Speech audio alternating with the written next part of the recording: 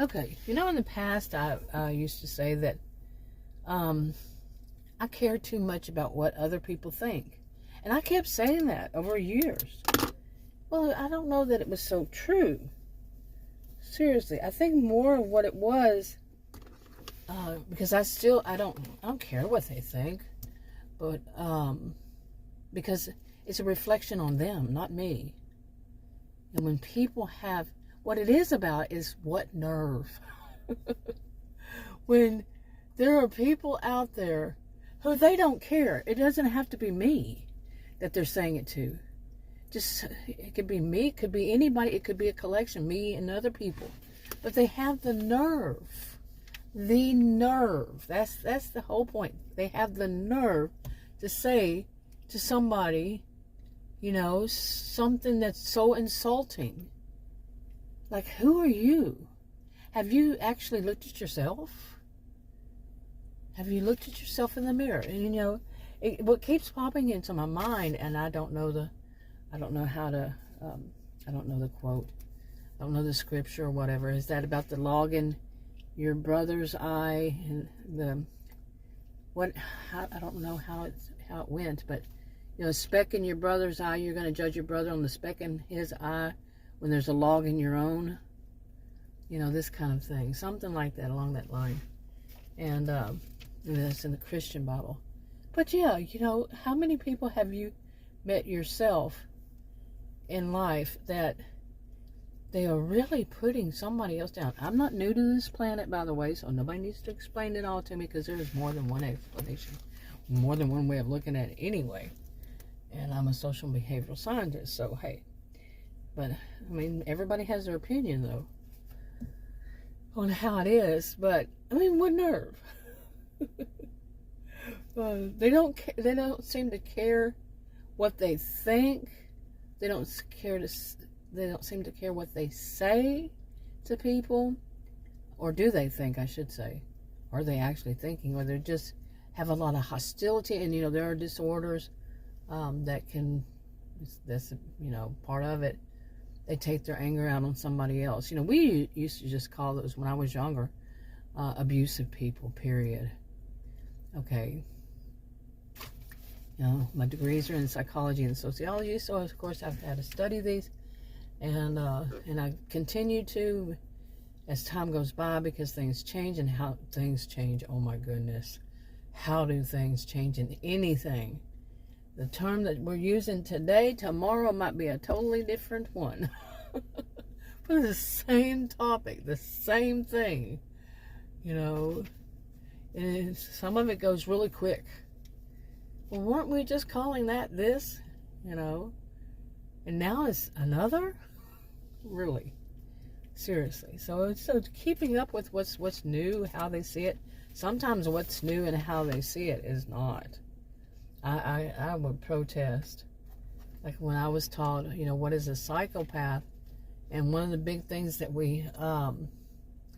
the big way they summed it up was they feel no remorse, guilt, or shame for what they do. These days, people say, you shouldn't shame anybody. They shouldn't have to feel shame. Excuse me? I still don't get it. Maybe I'm just not listening to the way that they're saying it right, which I'm probably, maybe not. Maybe it's just right. Nobody should feel shameful when they do something wrong, or feel shame for the thought that they even have the thought. Nobody, I guess I could be looking at the word wrong. They should not be ashamed, or it has changed so much. It may have changed so much now that it means something totally different to people nowadays than what it did in mine.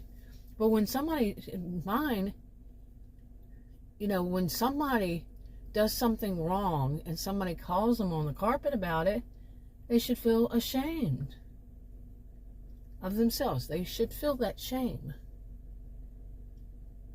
But nowadays, no. And you should never call them on the carpet.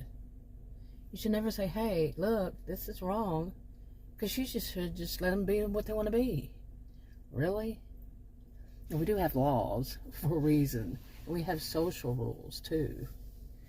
For reasons. Okay? But what nerve? What nerve of people to insult, to, just, and I like go up to somebody. I remember one time, what comes to my mind anytime was I was working at this place. It was in 1990. Oh, what year was it? 1997 or something. And I was working, it was a temporary job. And this woman was new to me. And I was going, struggling with my weight and everything. And I will always struggle with my weight. Well, maybe not always, but that's a whole story to itself. And this woman went up to this, what is it called? Oh, let me think about this. Okay. Anyway, there was this place, in where we were, where it had, the vending machine, and it had some kind of, I think, maybe a little table or a refrigerator. I barely remember it.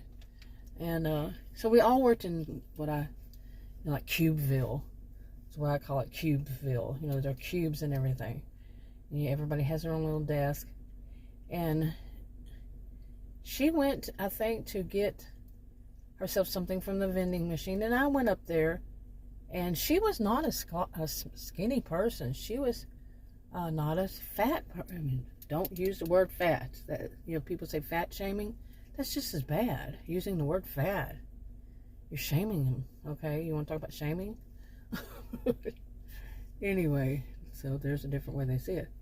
But she went up to, to get her one. I don't know. Maybe she was behind me, and I was feeling like I was a little worried because I'm diabetic, and I was then. And I was a little worried that my glucose was too low. In a vending machine, what is it going to have in it? Exactly. And I didn't have anything, so I was not on insulin then. But so I got myself something just because I was feeling like I was low. And she was, I think she was standing behind me. And she looked over at me and she said, "That's your problem." Now imagine, I'm this tall, strong-bodied woman, and usually people aren't that stupid. I'm a nice person. I wouldn't retaliate when, physically. Never have in my life. But me, I've seen people that were stronger, women, men, stronger, with attitude problems. I would never insult anybody anyway like that. And like I say, she was not picture perfect. Okay. And I guess I just looked at her and walked off. Just rolled my eyes and walked off. Whatever, I don't know. I don't remember. But the nerve of such people. Okay, now some people say, well, she's trying to shame you. She's saying you should feel shame.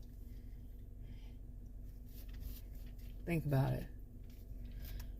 But that's what comes to my mind.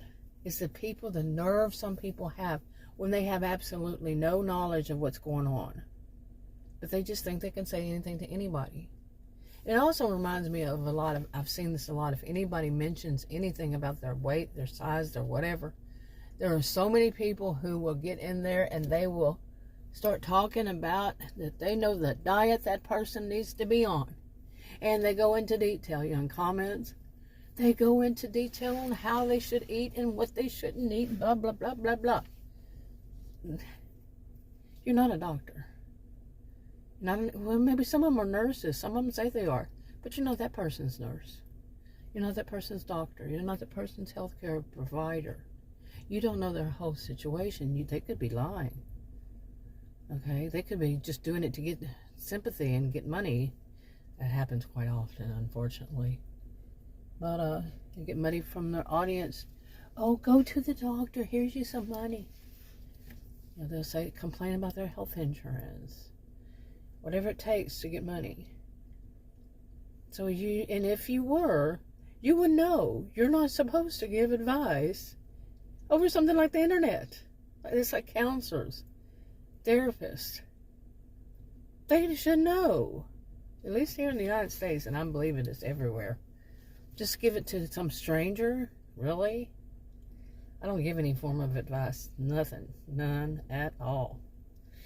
It says it in my description, unless something has changed. But anyway, what nerve? I mean, there's stuff like that. That's what nerve.